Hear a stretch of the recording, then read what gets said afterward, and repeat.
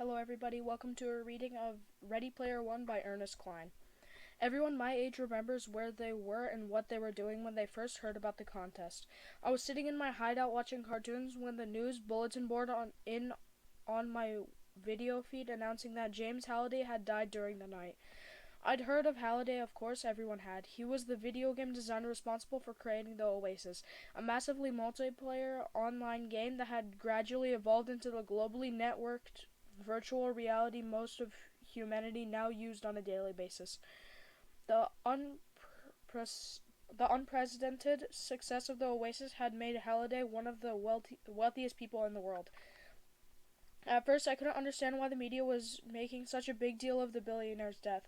After all, the people of planet Earth had other concerns: the ongoing energy crisis, catastrophic climate change, widespread famine, poverty and disease, half a dozen wars, dogs and cats living together, mass hysteria. Normally, the news feeds didn't interrupt everyone's interactive sitcoms and soap operas unless something really major had happened, like the outbreak of some new killer virus or another major city vanishing in a mushroom cloud. Big stuff like that. As famous as he was, Halliday's death should have warranted only a brief segment on the evening news, so the unwashed masses could shake their hands in envy when the newscasters announced the obscenely large amount of money that would be doled out to the rich man's hires. But that was the rub. James Halliday had no hires. He had died a 67-year-old bachelor with no living relatives and by most accounts without a single friend. He'd spent the last 15 years of his life in self-imposed isolation, during which time, if the rumors were to be believed, he'd gone completely insane. So the real jaw-dropping news that January morning, the news that had everyone from Toronto to Tokyo crapping in their cornflakes, concerned the contents of Halliday's last will and testament, and the fate of his vast fortune. Halliday had prepared a short video message along with instructions that it be released to the world media at the time of his death. He'd also arranged to have a copy of the video emailed to every single Oasis user that same morning. I still remember hearing the familiar electronic chime when it arrived in my inbox. Just a few seconds after I saw that first news bulletin, his video message was actually a meticulously constructed short film titled Ernest's Invitation. A famous eccentric, Halliday had harbored a lifelong obsession with the 1980s, the decade during which he'd been a teenager, and Ernest's Invitation was crammed with obscure 80s pop culture references, nearly all of which were lost on me the first time I viewed it.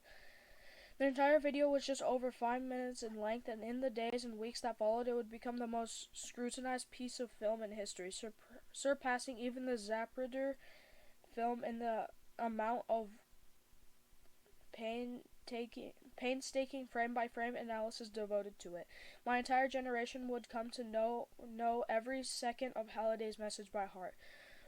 Ernest's Invitation begins with the sound of trumpets, the opening of an old song called Dead Man's Party. The song plays over a dark screen for the first few seconds, until the trumpets are joined by a guitar, and that's when Halliday appears. But he's not a 67-year-old man, ravaged by time and illness. He looks just as he did on the cover of Time magazine back in 2014, a tall, thin, healthy man in his early 40s, with unkempt hair and his trademark horn-rimmed eyeglasses. He's also wearing the same clothing he wore in the Time cover photo, faded jeans and a vintage Space Invaders t-shirt. Halliday is at a high school dance being held in a large gymnasium. He's surrounded by teenagers whose clothing, hairstyles, and dance moves all indicate that the time period is the late 1980s. Halliday is dancing too, something not one ever saw him do in real life. Grinning maniacally, he spins in rapid circles, swinging his arms and head in time with the song, flawlessly cycling through several signature 80s dance moves.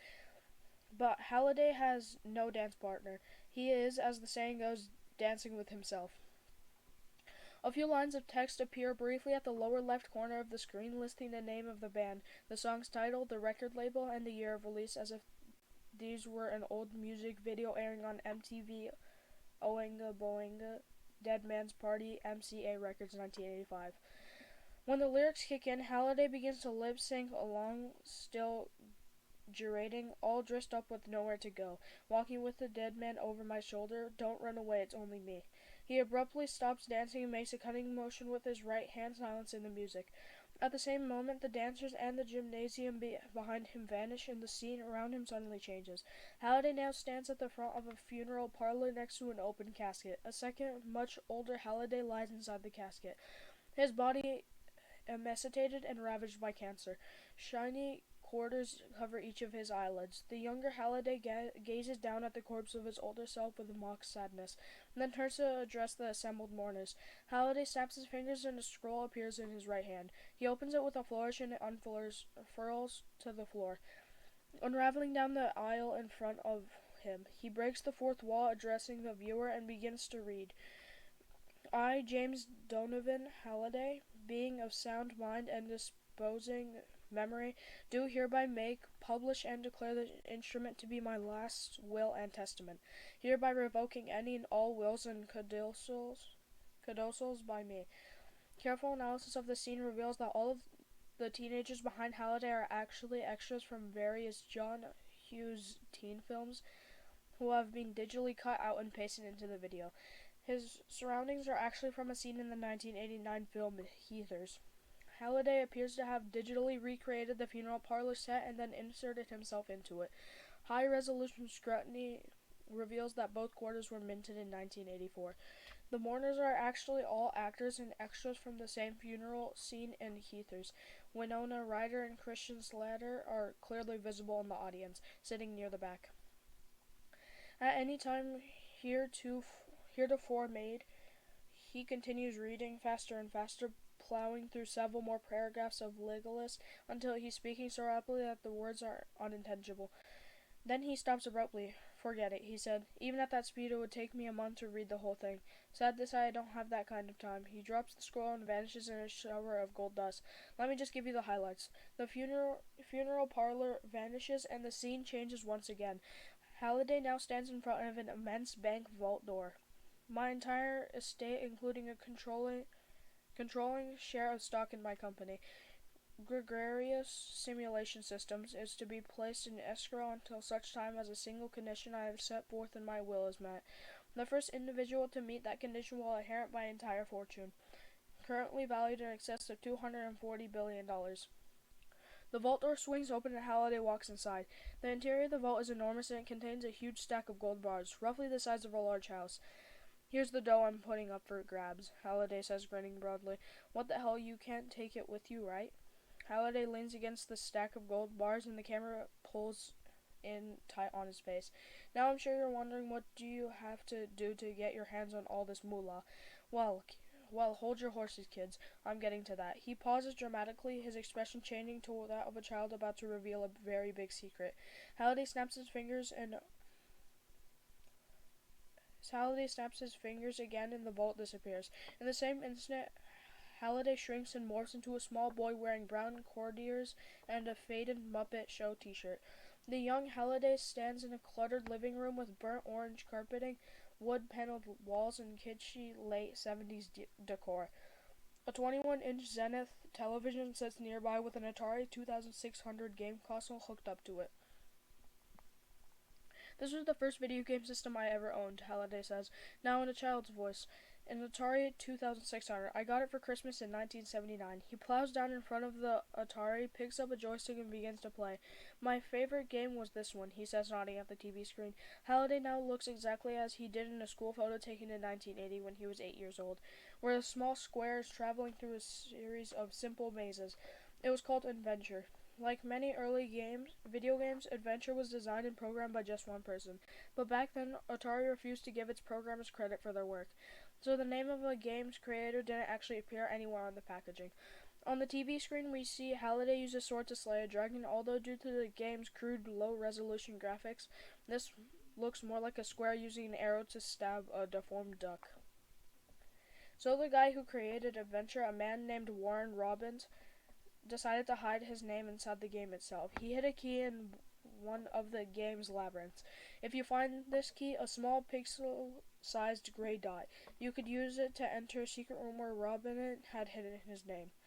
On the TV, Halliday guides his square protagonist into the game's secret room, where the words created by Warren Robbins appear in the center of the screen. This, Halliday says, pointing to the screen with a genuine reverence, was the very first video game Easter egg. Robin hid it in his game's code without telling a soul, and Atari manufactured and shipped Adventure all over the world without knowing about the secret room. They didn't find out about the Easter egg's existence until a few months later, when kids all over the world began to discover it. I was one of those kids, and finding Robin's Easter egg for the first time was one of the coolest video game experiences of my life. The young Halliday drops his joystick and stands. As he does, the living room fades away and the scene shifts again. Halliday now stands in a dim cavern where light from unseen torches flickers off the damp walls. In the same instant, Halliday's appearance also changes once again, as he morphs into his famous Oasis avatar, Anorak, a tall, robed wizard with a slightly more handsome version of the adult Halliday's face, minus the eyeglasses. Anorak is dressed in his trademark black robes with his avatar's emblem, a large calligraphic letter A, embroidered on each sleeve. "Before I die," Anorak says, speaking in a much deeper voice, "I created my own Easter egg and hid it somewhere inside my most popular video game, the Oasis. The first person to find my Easter egg will inherit my entire fortune." Another dramatic pause. "The egg is well hidden. I didn't just leave it lying under a rock somewhere. I suppose you could say that it's locked inside a safe that is buried in a secret room that lies hidden at the center of a maze located somewhere." He reaches up to tap his right temple, "Up here. But don't worry, I've left a few clues lying around to get everyone started," and here's the first one. Anorak makes a grand gesture with his right hand and 3 keys appear. Spinning slowly in the air in front of him, they appear to be made of copper, jade, and clear crystal. As the keys continue to spin, Anorak recites a piece of verse, and as he speaks each line, it appears briefly in flaming subtitles across the bottom of the screen.